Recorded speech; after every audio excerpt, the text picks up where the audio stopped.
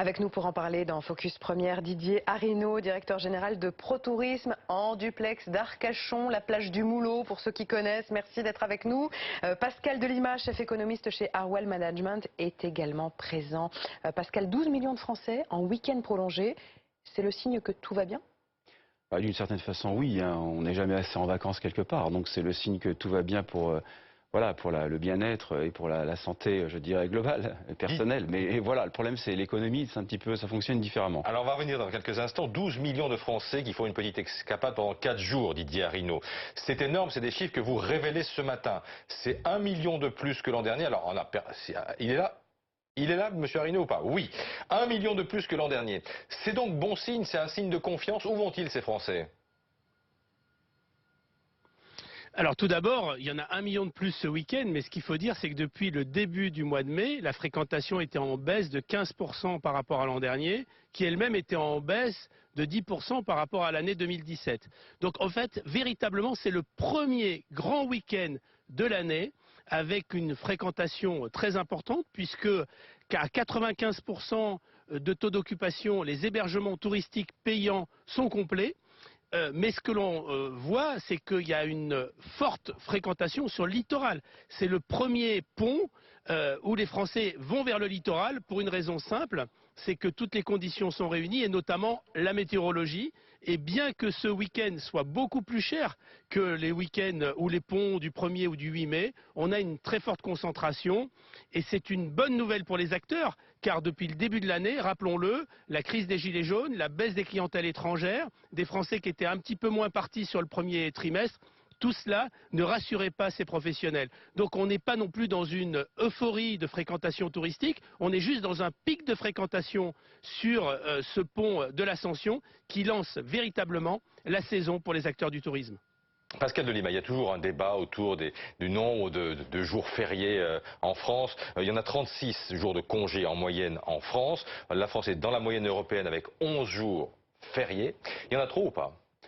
Sur les jours fériés, non. En fait, la France est dans une moyenne basse de l'Union européenne, donc c'est pas les jours fériés en soi le problème.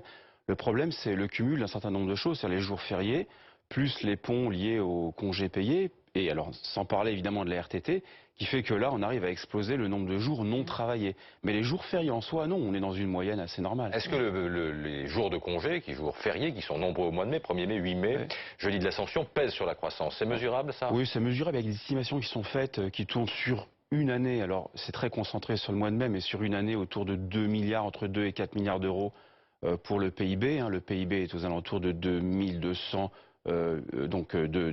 milliards d'euros. Voilà, c'est un montant relativement faible, maîtrisé, mais c'est quand même entre 2 et 4 milliards. Donc, bon, il faut effectivement savoir que c'est 10% des dépenses qui ont été faites, par exemple, pour les Gilets jaunes. Donc ils ont dit qu'il faut retrouver de l'argent et puis finalement on fait un petit peu le contraire. On dit souvent que le mois de mai c'est le mois qui plombe la croissance en France. Est-ce que c'est vrai? Ouais, alors bon, cette année on a un peu de chance parce que par exemple 2014 a été la pire année parce qu'il y avait des jeudis, donc les jeudis les gens vont poser vendredi et du coup sur 3 jeudis ça fait des ponts. Donc, là on a un petit peu de chance, il y a du mercredi entre guillemets, donc c'est plus compliqué d'aller poser jeudi et vendredi. Donc on serait plutôt aux alentours de 2 milliards, mais voilà après... il suffit du jour au lendemain qu'il y ait subitement une politique fiscale pour redresser la barre, si vous voulez. Didier Arinaud, ce qui est intéressant dans vos chiffres également, c'est que 45% des gens qui sont partis ce week-end choisissent des hébergements payants, 70% en France et 30% à l'étranger.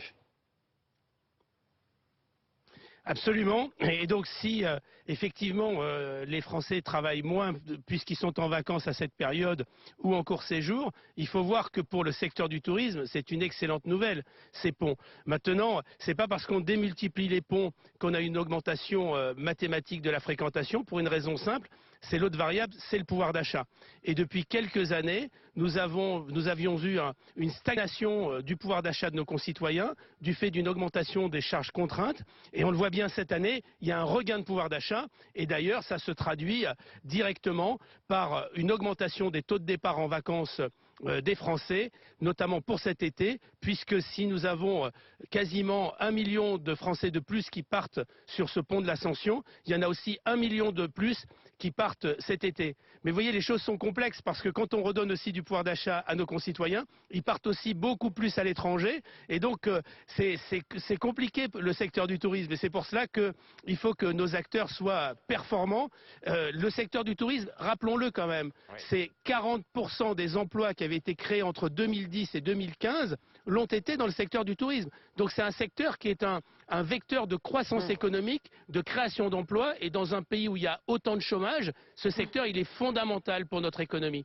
Et ce secteur, il a aussi une autre vocation, c'est de générer de l'attractivité des territoires. Merci à tous les deux, merci à vous Didier Arinaud en duplex d'Arcachon, merci à Pascal Delima d'être venu ce matin sur le plateau de première édition. 8h30, l'écho.